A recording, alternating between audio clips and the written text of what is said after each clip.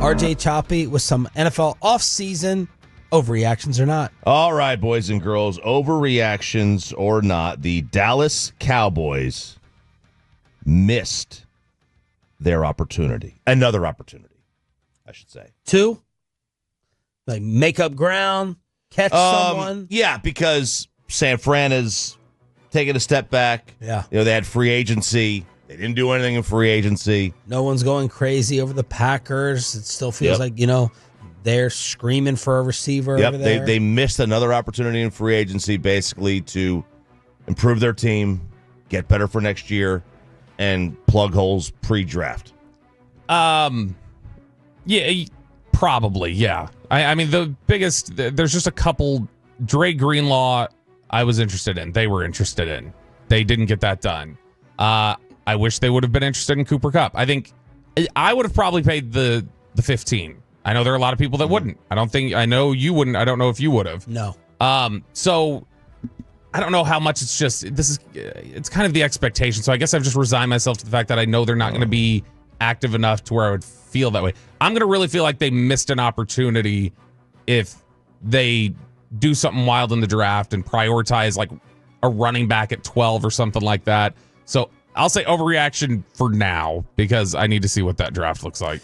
It's a difficult question. Like, missed an opportunity, I feel like we should follow that up with a list like Bobby of 3 players where we're like, you should have done that. Derrick Henry, even though we were all against that last year.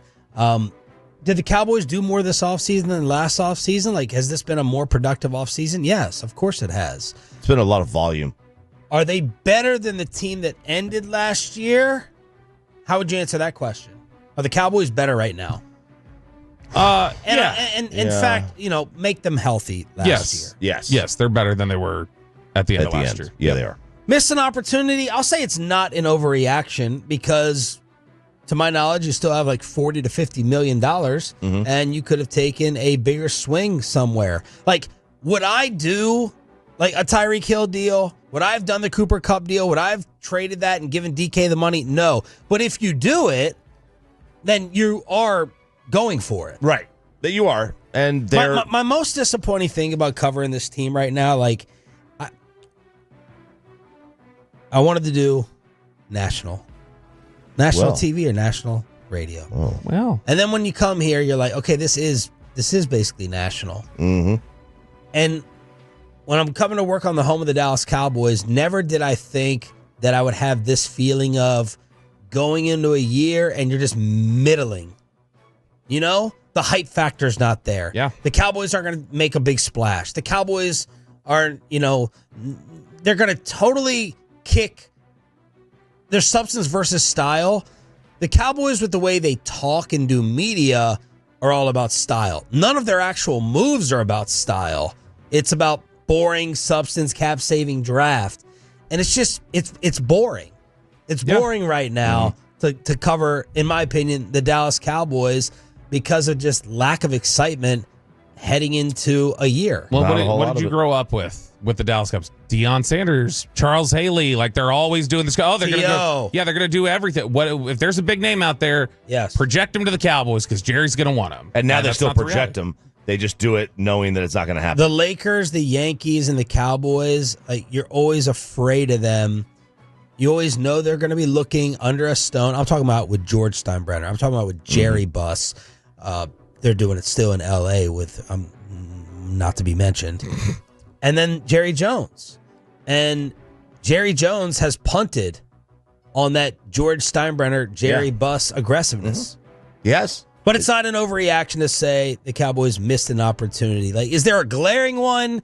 Is there a move or 2 moves that would have made them be better than Detroit and Philly in my mind? Probably not. But I was hoping, not expecting, I was hoping for a little more this offseason. Overreaction or not, San Fran's Super Bowl window is closed. Ooh, why don't you take this first, RJ?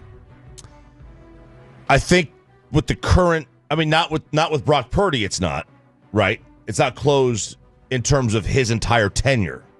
It's not closed with Kyle Shanahan's tenure necessarily, or Lynch's. But the team, they don't have that team anymore. Like I do not believe they are remotely close to being a title contender for this year. Let's talk about what John Lynch said yesterday. You guys actually in your emails, because I know you didn't read any of them, are not aware, you were diametrically opposed. And that should set up a nice little debate here. Great. Yeah. So John Lynch spoke to The Athletic, and he was asked about all these different things that have occurred, all these different changes they've made in San Francisco. And he says some big things are coming their way. Specifically told The Athletic, we've got this thing called the draft, and we've got a lot of picks. And I think the thing that, as a pop-up ad gets here, and I think the thing fans should know is we have a plan, and we're going to execute that plan, and we're excited about the opportunity. And that's all well and good if you're going to talk like that. If you do not follow through, if you're going to be snarky like that, and you're going to take an attitude just like, I don't know if you've heard of it. There's this thing called the draft with your little Stanford energy. If you're going to do that, then you need to follow through. Otherwise, that quote for 49ers fans should live on like All In does. Okay, from that perspective, I totally agree. Yeah, that is, he has put a bullseye right on that quote, right on that comment on his job. The philosophy, the process. Walk away from expensive players, from aging players. Go back to the draft. Trust your ability to draft them. Trust your ability to develop them, and take the chance. And I like smart. I think it's a smart offseason by them. You have to, and this is one of my complaints with the Cowboys. They go for it every year. They refuse to take a step back. You don't have to go for it every year. You could take a step back, reset your roster. Howie's done it. Howie's done it like 3 times. Take a step back. Get rid of some of the cap troubles that you have. Go back to the draft, volume it up, and figure it out again. Yeah, overall philosophy, fine. But he needs to make sure that if he is going to talk like you guys don't see the bigger picture and almost talk down to 49ers fans who are upset, I mean, there's a case to be made that 49ers fans should be some of the most unruly or just like unsettled fans in NFL right now, because it's like, guys, we've been close. Where's the disconnect here? Why are we not finishing games where we're up by 10 in the fourth quarter in the Super Bowl? Why are we having flat performances against teams we should beat? Those sort of things that happen. There's a lot that if you're a 49ers fan, I think you can be complaining about with the 49ers. Let's look at the offseason. They traded Debo and Jordan Mason. Choppy, this was a deal some Cowboy fans got worked up over. The running back going to Minnesota. Yeah, and it's like, the Cowboys need it. And he was pretty decent last year.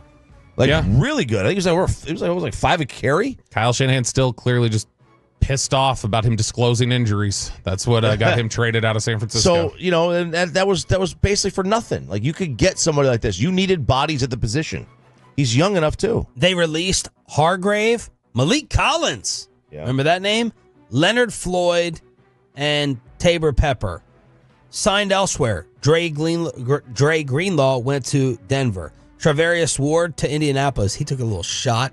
Your boy took a shot at the Cowboys the other day. He said, I was in training camp with the Cowboys back in 2018. I thought I balled out. I was killing all the backups, and I didn't make the team, but they're not known for very smart moves over there. Ouch. Josh Dobbs to the Patriots, Brandon Allen to the Titans, Jalen Moore to the Chiefs, Elijah Mitchell to Kansas City, and Charlie Heck to Tampa.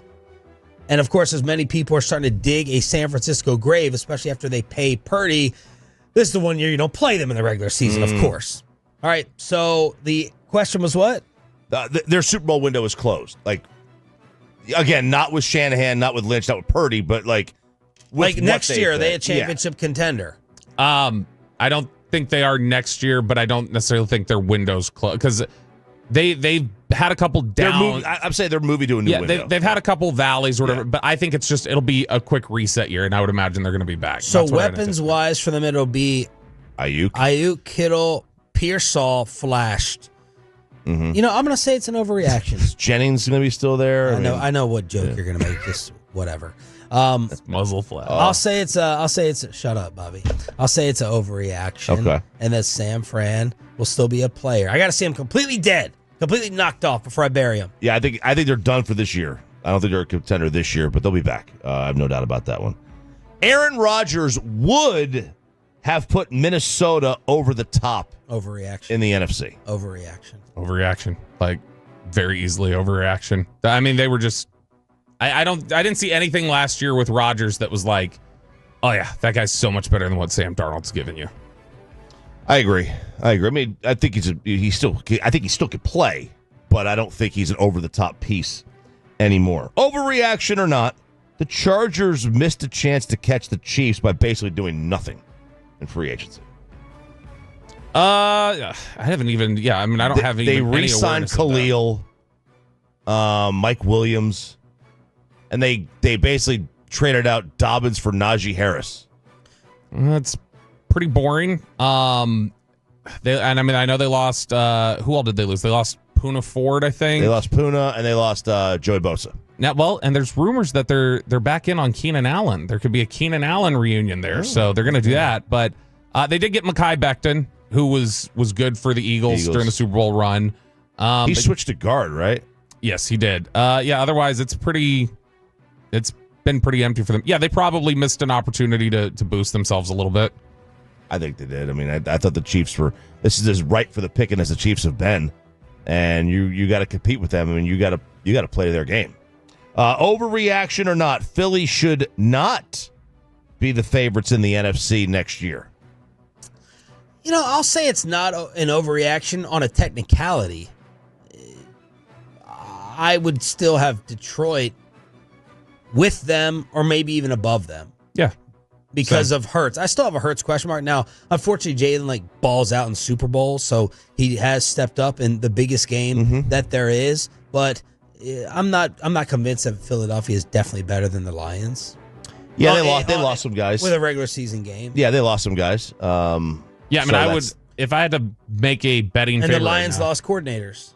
Yeah, if I had to make a betting favorite right now in the NFC, I would say the Lions. I still think the Lions are going to be a better team next year. How big of a deal do you think losing the coordinators actually is?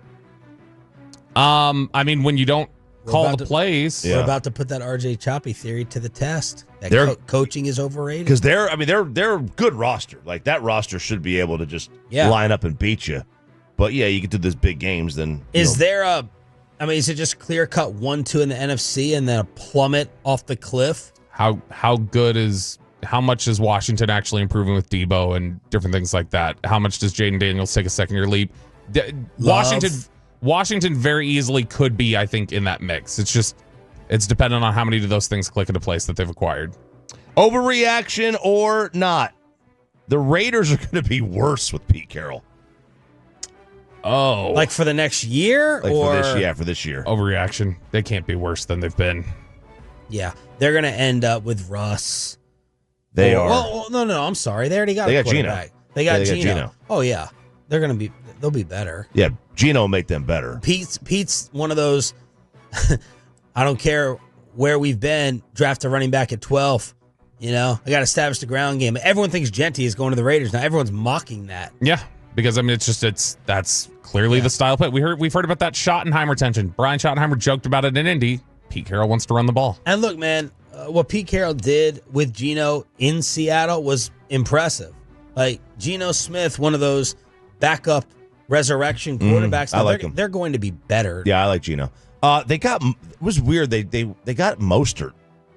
He's old, man. He's on his fourth team. Yeah, but he's been relatively effective still, even past the age of 27. Yeah, they obviously who knows what they're gonna do in the draft. I mean, if Shador is there, do they take him, or do they just take Genty and just stick with Gino for a couple more years? That's the question they're gonna have to answer themselves. So I think it's an overreaction. I think they'll be better with Pete. That's it. All right, there it is. RJ Choppy with his overreaction.